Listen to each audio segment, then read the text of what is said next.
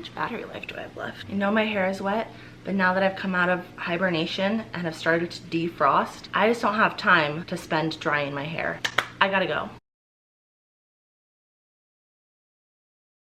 Hi, welcome back to my channel. I'd like to start by thanking the sponsor of today's video, the sun, because we've been getting so much more daylight and I finally feel like I'm not a corpse anymore. Like I actually started cleaning my room, I cleaned the bathroom, I cleaned out my car.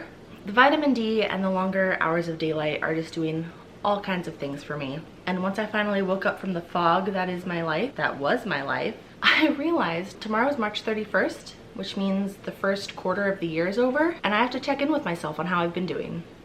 Spoiler alert, not where I thought I'd be. Let's start with physically. Look, before you get on my case, please don't. I've barely gone to the gym. I think I've gone maybe twice. Movement is hard, okay?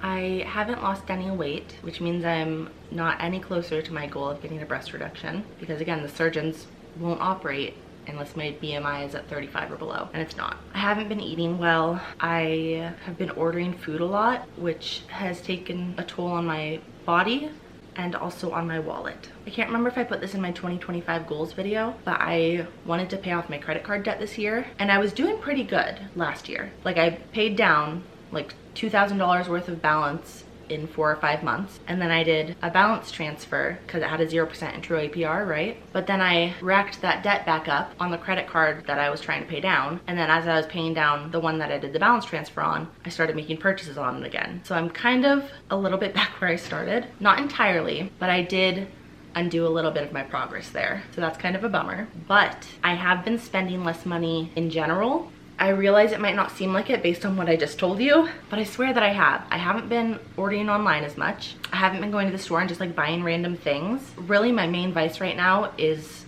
ordering food instead of making it at home. And we're working on that. We're working on it. If you check out my last video, one of my ins for spring was making your own food at home, right?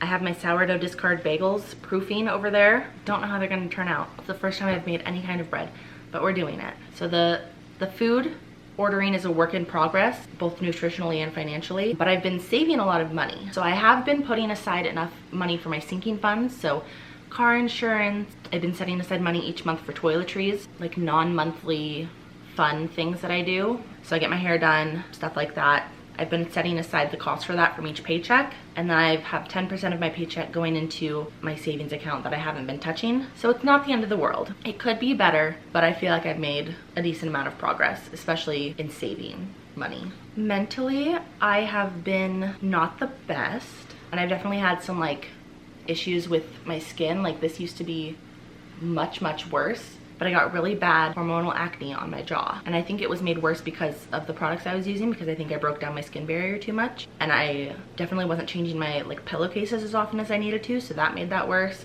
Wasn't wearing sunscreen, just a whole lot of everything going into it. Not enough water, eating too much greasy food. So I've been trying to choose lighter options. I've been trying to drink less coffee and drink more water. I have been wearing sunscreen, and I cut down my skincare products to like, I just did a cleanser and then like a skin repair moisturizer. I did the CeraVe. Yeah, I think the CeraVe like overnight skin barrier repair. It has like the ceramides and the hyaluronic acid and niacinamides, and my camera's about to die.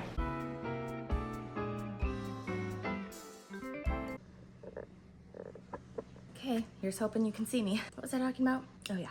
And then I did the CeraVe Barrier Repair Sunscreen Moisturizer. I started putting like an antibacterial ointment. After like a week or two, I added in an exfoliating toner, and that started helping, and then I started double cleansing. So I did an oil cleanser followed by the gentle foaming cleanser, and then the rest of my products. And I haven't touched my routine since. It's still not where I want it to be, but it's so much better than it was before. Which brings me to what I started talking about, which was my mental health. I think it was related to like my hormonal system and my reproductive system, because I'm pretty sure I have polycystic ovary syndrome. That was what I was kind of seeing with the symptoms I was having. And then I went to the doctor and they scheduled me for a pelvic ultrasound. I was able to see the images and I did not like what I saw. I'm pretty sure you're supposed to see nothing.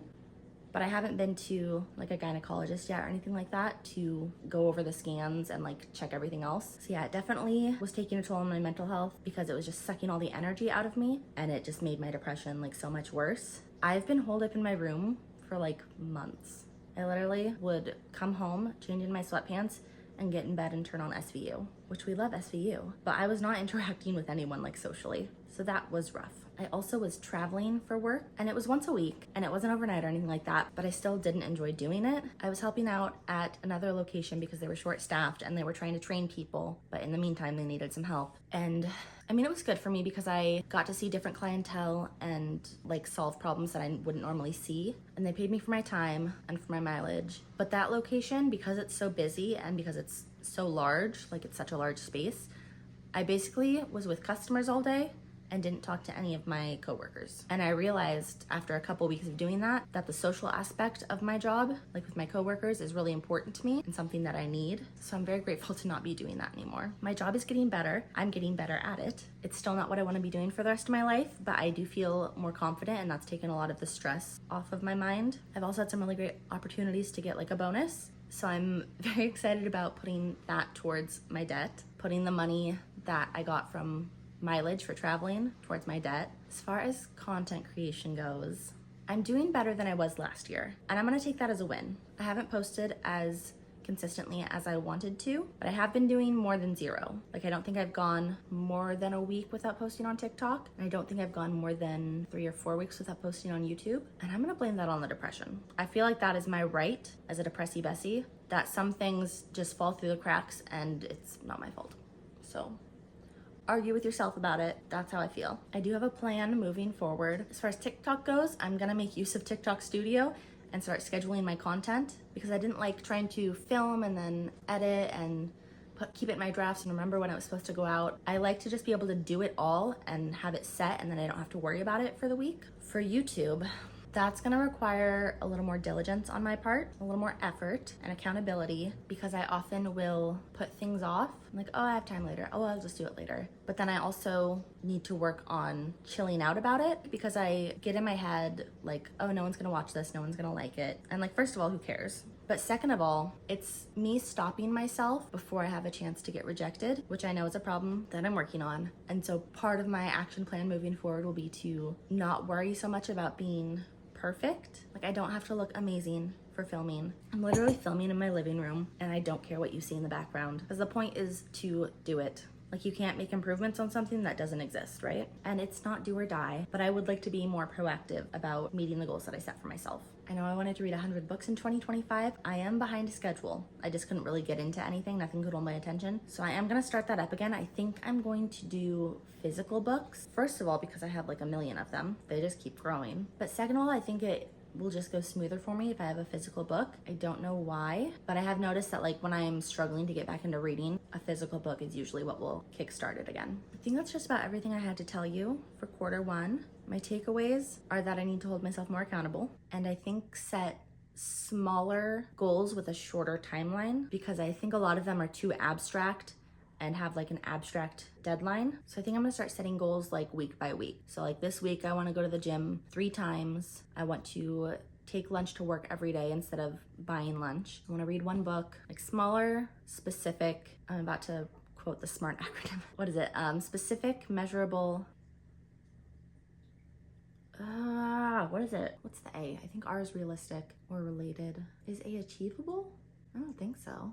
I don't know. But I think that will help me stay more on track. And then I'm usually more active, I think, in the spring and the fall, and summer and winter are both wonderful and terrible times for me. So I'm anticipating like an exponential improvement through spring, and then it'll sort of plateau in summer. But I'm excited about quarter 2. As always, thank you guys so much for watching. Don't forget to like and subscribe. Comment how your quarter 1 went. I'm sure I'm not the only one who fell short of their expectations, but is optimistic about moving forward. If you wanna watch my videos, go ahead and pop on over to my channel. Otherwise, I will see you at the end of June for a quarter 2 review. Love you.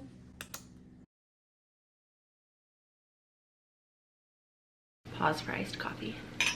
I also don't know what I've said to you already, because I have ADHD and just start talking and get on a train of thought, and I don't know where it goes. Look, when you're cleaning your room, you gotta be brutal.